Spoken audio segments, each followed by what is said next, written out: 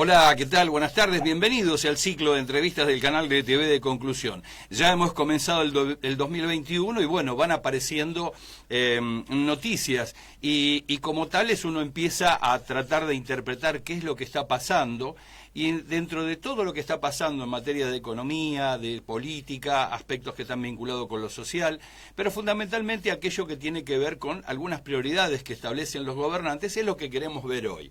Esto tiene que ver con la ANSES. Como todos sabemos, se habló mucho y durante el tiempos del macrismo, cuáles fueron las vicisitudes por las cuales tuvo que atravesar el Fondo de Garantía de Sustentabilidad de ANSES.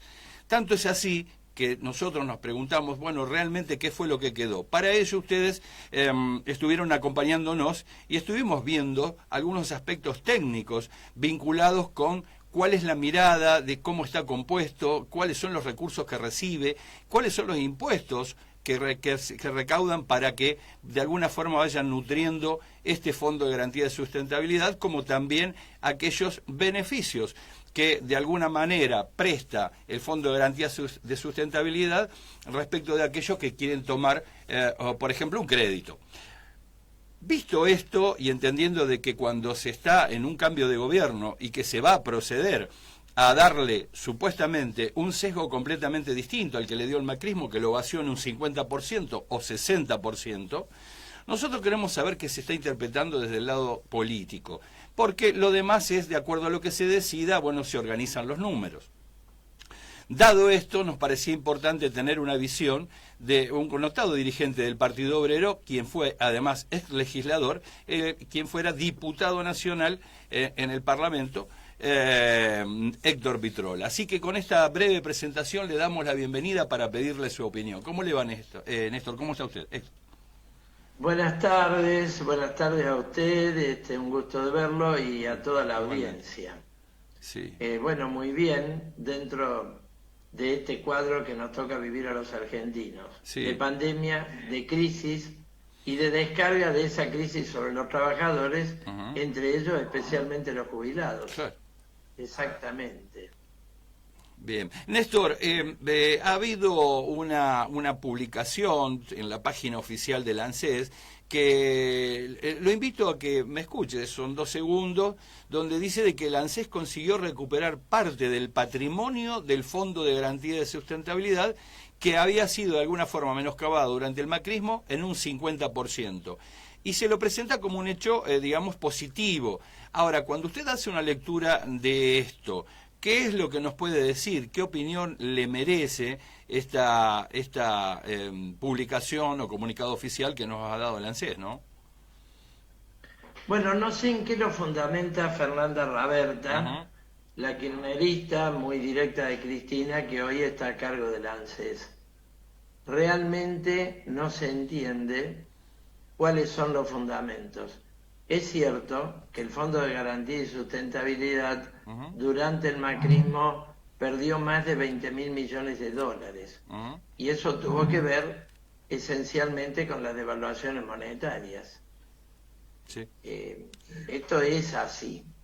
Y también es cierto que durante el periodo macrista, los jubilados, si uno toma cuando sube Macri y cuando se va, perdieron un 19,5% de sus ingresos como resultado de la inflación y del ataque a la movilidad que se hizo durante el gobierno macrista. Ahora, dicho esto, la actual administración del ANSES, hay varias cosas para marcar. En primer lugar, que ha estado vendiendo bonos en dólares del ANSES para controlar la escalada del dólar. Todos sabemos que una de las cuestiones desesperantes del ministro Guzmán ha sido contener la escalada del dólar, que tiene un desdoblamiento muy importante, llegó a ser del 100%, hoy es mucho menor, pero tenemos un dólar paralelo y unos dólares financieros que están 60, 70% arriba del dólar oficial, en 150 pesos. Y esos bonos nominados en dólares que ha ido vendiendo el ANSES para deprimir los dólares financieros, desvalorizan también en dólares las tenencias del Fondo de Garantía y Sustentabilidad. Primera cuestión. Segunda cuestión, durante todo el 2020 se ha vaciado el sistema de financiamiento del ANSES y con el del Fondo de Garantía y Sustentabilidad. ¿Por qué? Porque además de la caída económica de un 10% que afecta toda la recaudación del país, Sí. Hemos tenido una política especial de eliminación, de suspensión, de perdones, de rebajas de los aportes previsionales al ANSES. Claro. Yo les recuerdo que hasta el 95% del total de aportes previsionales, obreros y patronales, se le descuenta a las pymes. Y eso sigue siendo así como subsidio para afrontar la crisis. Otro tanto se está haciendo con las empresas de salud y otro tanto se está haciendo con las empresas de turismo. Sí. Por otra parte, las 750.000 suspensiones que hubo durante el 2020 fueron al 75% del salario nominal. Claro. El resto, que son los aportes patronales y obreros, se dejaron de hacer al ANSES. En este cuadro de desfinanciamiento del ANSES, tuvimos también una evasión impositiva y previsional enorme. ¿Sabe cuál es la prueba? A ver. Los 450.000 millones del blanqueo. Perdón, de la moratoria. Moratoria, claro. La gran moratoria que decretó el gobierno de Alberto Fernández, del ministro Guzmán, que tuvo un récord histórico de 450.000 millones de pesos. Ojo, que ahí no son aportes previsionales que por la ley de emergencia y por los distintos decretos estaban legalmente dejados de aportar. No, es evasión de aportes e impuestos que debieron tributarse. Ahí hay una cantidad de recaudación que perdió el ANSES. En este cuadro no comprendemos, y debería ser motivo de una auditoría, de una apertura de los libros del ANSES a una comisión que debería ser absolutamente independiente del poder político para revisar las cuentas del ANSES. Porque hoy la realidad es que en la contrapartida, mediante la ley de emergencia económica, suspendieron la movilidad. Y la movilidad que por decreto dio el presidente Alberto Fernández fue a pérdida para los jubilados. Perdieron un 0,6% frente a la inflación, los de la mínima, y hasta un 8,7% el resto de las jubilaciones. En promedio hubo una importante pérdida. Y tenemos una nueva ley de movilidad, todos sabemos, fue motivo de un debate nacional, nos opusimos desde el Frente de Izquierda con nuestros diputados y legisladores, tuvimos un dictamen propio proponiendo una movilidad basada en el índice de costo de vida, con garantía en el índice de costo de vida y basada en nuestro concepto del 82% móvil, Sí.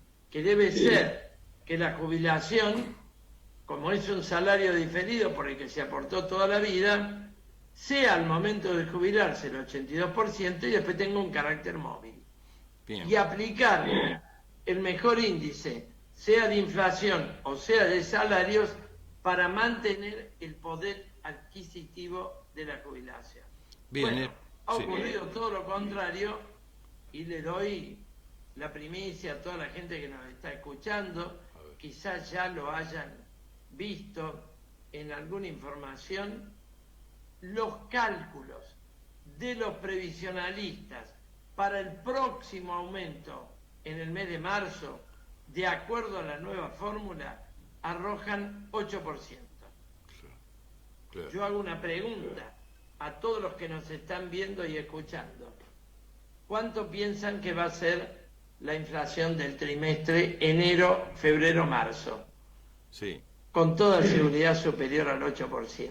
Bien. Ayer vi en el Cronista Comercial los distintos estudios y previsiones oscilan entre el 10 y el 12%. Es decir, que vamos a otra pérdida de la movilidad, del poder adquisitivo, frente a la inflación de las jubilaciones 2021. Ahora, sí, yo creo que este comunicado de Fernanda Raberta está vendiendo humo, espejitos de colores, es parte de la demagogia nacional y popular que está en total contraste con la realidad que vivimos. Bien, más que claro, Néstor. Ahora, cuando usted analiza estos factores, digamos, dentro del contexto, cuando usted define en el inicio de su alocución, habla de pandemia y de crisis.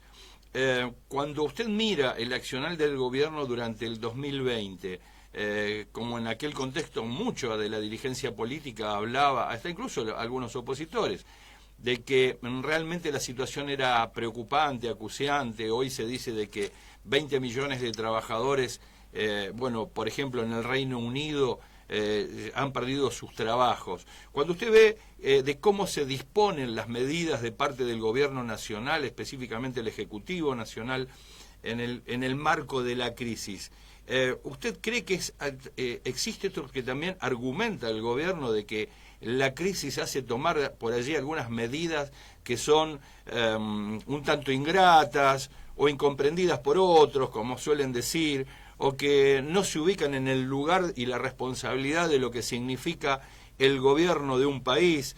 ¿Cómo lo ve? ¿Hay un poco de esto? ¿Se lo agranda demasiado? ¿O en realidad con decir esto se están cubriendo una suerte de qué? ¿O de incapacidad o de encubrimiento de que hay que darle respuesta política a cierto tipo de demandas de algunos sectores de poder? ¿Cuál es su mirada? Sí, creo que acá tenemos que ver varios temas. Hay dos centrales. El presidente dijo, yo priorizo la salud a la economía. Claro. Bueno, muy bien.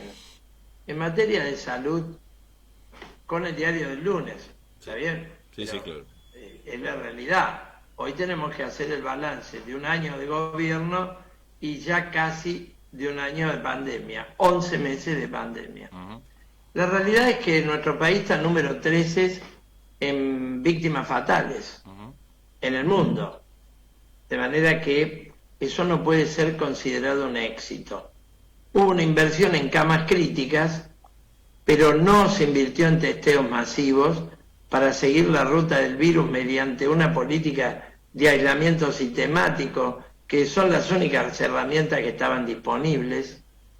El sistema de transporte, el sistema productivo, no tuvo los resguardos necesarios, por eso tenemos 2 millones de contagiados y más de 50.000 víctimas fatales. Claro. Esta es una realidad. Después viene todo el tema vacunas, que podemos hacer una reflexión, incluso de orden mundial. Ahora, en el plano económico, no fue mejor, al contrario. El gobierno tuvo un eje. Yo les recuerdo, el eje del ministro Guzmán fue el canje de la deuda. Sí. En particular, el canje de la deuda en dólares con los bonistas. Sí. Bueno, fue una larga negociación de 7 meses, donde terminó cediendo absolutamente todo.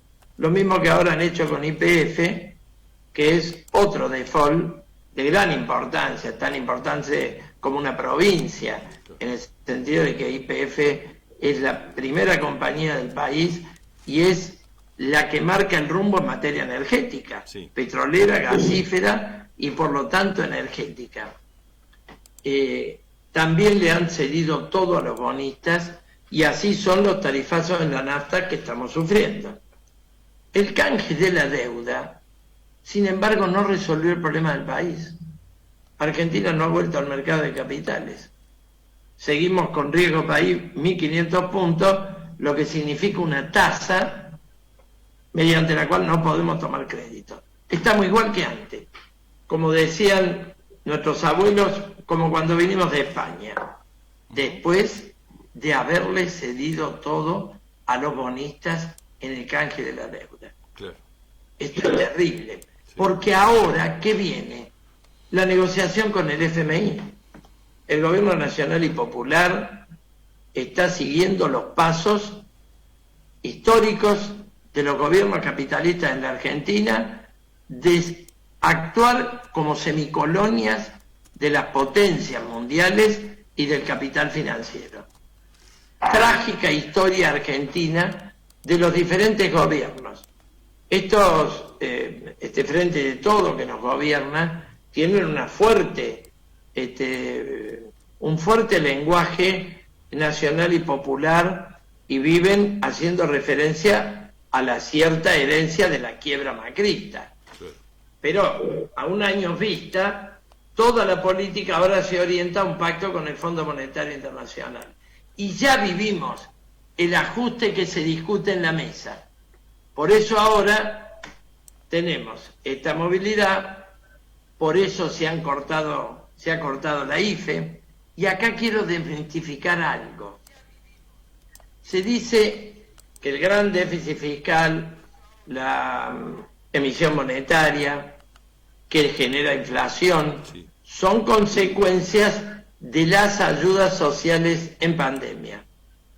Sin embargo, si comparamos la cifra de las ayudas sociales con los intereses de las LELIC, esas letras del Banco Central, que el presidente dijo, las voy a eliminar y con la plata de esos intereses voy a dar un 20% a los jubilados tuvieron una rebaja y el Banco Central en el 2020, no hablemos 2021 que ya corre como un taxi, en el 2020 pagó 700.000 millones de pesos de interés. Una cifra superior a todo el gasto en IFE, absolutamente superior. La IFE finalmente fueron 3 asignaciones de 10.000 pesos en 6 meses, 5.000 por mes, a 9 millones de personas, lo cual demostró los millones de personas que no tienen ingresos y que están en la banquina del sistema económico argentino, claramente, que en realidad se anotaron 12 millones y se adjudicaron 9. Ahora, usted con esta comparación ve cuál ha sido la prioridad del gobierno: el rescate de los banqueros, el rescate de la deuda, la continuidad en la garra del Fondo Monetario. Y esto tiene consecuencias. Ahora, hoy volvieron los chicos a clase en algunos distritos, en particular en la ciudad de Buenos Aires. Pero no ha habido preparación alguna de la escuela pública para esta vuelta. Claro. Hay que ver los relatos de la docencia en nuestra provincia de Buenos Aires sobre el estado de las escuelas. Claro. Sin agua, sin lavatorios, en condiciones absolutamente críticas. Bueno, esta es la realidad. Bien. Y este es el balance central de la política económica. Ahora nos proponen un acuerdo en el que ya entró la CGT, los sindicatos, la CTA, porque están todos cooptados, se consideran parte del gobierno, cuando los sindicatos son de los trabajadores para defender sus puestos de trabajo, que hemos perdido 2 millones en pandemia. Hay 2 millones de personas que no recuperaron su trabajo al día de hoy, y para defender los salarios y los convenios colectivos. ¿Se entiende? No para ser parte de un gobierno, claro. Del signo ideológico que sea. Y esta es la realidad. Este acuerdo de precios y salarios es piripipí, es una estafa. es nada más que para fijar un techo del 29% puesto arbitrariamente, cuando la inflación prevista del año está en el 50%. Lo dice la propia encuesta del Banco Central. Bueno, Néstor, visto esta situación que nos plantea, digamos, cuando usted nos hace esta suerte, ¿no?, de paneo respecto de todas aquellas medidas que se han ido tomando y que de alguna forma nos dan indicios serios de hacia dónde se está orientando todo. Y va la última en esto porque prácticamente se nos ha terminado el tiempo. ¿Cuál cree usted que es la salida o qué es lo que debe hacer el gobierno desde el punto de vista estratégico en torno a lo que es una decisión de políticas de Estado en términos macro, como para que estos beneficios que debe tener, entiéndase, los jubilados, pensionarios o beneficiarios de la seguridad social, que son 18 millones de personas, puedan estar tranquilos en términos de una solución inmediata certera, por ejemplo, por lo que hablamos en el día de hoy, en la coyuntura, y que no se debe preocupar hacia adelante en virtud de esta medida que usted seguramente nos va a contar cuál sería. Claro, para nosotros el primer problema macroeconómico argentino es el ingreso de los trabajadores, de los activos que están en blanco, en negro, de los privados, de los estatales y de todos los jubilados y beneficiarios, como usted bien lo dijo, son 18 millones si contamos la asignación por hijos, sí, la PUAM y todos los beneficios o planes sociales que de alguna manera están sosteniendo el cuadro crítico social de miseria y pobreza que tenemos en la Argentina, que todos sabemos supera el 40%. Sí. El primer tema es recomponer los ingresos. A partir de allí, el Partido Obrero y el Frente de Izquierda han propuesto de entrada en la pandemia 5 o 6 medidas fundamentales absolutamente claves para enfrentar desde el campo de los trabajadores, que somos la mayoría nacional, y desde la posición de soberanía nacional para enfrentar la crisis y la pandemia, que es mundial, pero que tiene en la Argentina una versión absolutamente agravada, porque en marzo el país estaba en default y veníamos a una caída del Producto Bruto del 5,5%. En marzo, antes de la cuarentena. Claro. Nosotros decimos, sí, al lado de los aumentos de salarios, jubilaciones, que recomponen un mercado interno que es el 70%, absorbe el 70% de la producción, el otro 30% va a exportación, sí, terminar con el trabajo en negro, tenemos un paquete de leyes para eso. Cuando he estado en el Congreso, sí, he dejado leyes que la han seguido los otros diputados del Frente de Izquierda, terminar con el trabajo en negro y afrontar el problema de la deuda con la suspensión unilateral de todo pago, investigación de la deuda, ruptura con el Fondo Monetario Internacional, nacionalización del comercio exterior, una banca pública única para terminar con la fuga de capitales y la especulación financiera, para volcar el ahorro nacional a la inversión productiva, en transporte, en ferrocarriles, en barcos. Y por supuesto, abrir los libros de las empresas formadoras de precios. Porque estamos toda la vida parados en el mismo lugar. Precios máximos, precios cuidados, precios de todo tipo de nombres, y la inflación en la Argentina fue del 36% en pandemia y apunta, con este 4% de diciembre y enero, apunta a superar el 50% anual. ¿Cómo afrontamos esto? De esta manera. Y un tema clave, la nacionalización bajo control de los trabajadores del sistema energético, en primer lugar el petróleo y el gas. Perfecto. No hay país posible, sí, si estamos en manos de los grupos petroleros que le están cobrando al pueblo argentino el doble de lo que vale el gas en el mercado internacional. Se entiende. Y esto nos cuesta el oro y el moro. Bien. Política antiinflacionaria no puede ser aumentar 12% los combustibles en los 50 días o 45 días que llevamos en 2021. Claro. Esto es muy claro. Sí, y creo que tenemos, digo lo último, que centralizar el sistema de salud y tener laboratorios estatales. ¿Para qué? Para afrontar la pandemia de la mejor manera, con una salud pública única para todos los argentinos. Bien, Néstor, desde ya yo le quiero agradecer muchísimo su tiempo. Lamentablemente el tiempo es tirano, usted lo conoce esto, pero no querría despedirlo sin antes decirle de que, bueno, nos estaremos poniendo en contacto como para enfocar otras áreas del Estado, y si a usted le parece bien, a fin de la semana que viene contactarnos y poder charlar y desmenuzar algunos puntos que están vinculados con lo que es la energía, algo que viene preocupando, se diría, a todos los gobiernos, pero por sobre todas las cosas al pueblo argentino. Así que desde acá yo le quiero dar las gracias por este tiempo, enviarle mi saludo y agradecerle la participación. Igualmente, el agradecimiento es mío. Por ¿Cómo favor. no? Quedo a disposición para la semana que viene. ¿Cómo no, Néstor? Estamos al habla. Bueno, acabamos de escuchar a Néstor Pitrola, habíamos iniciado la charla vinculando algunas opiniones que ya se venían virtiendo desde el Partido Obrero, del Frente de Izquierda de los Trabajadores.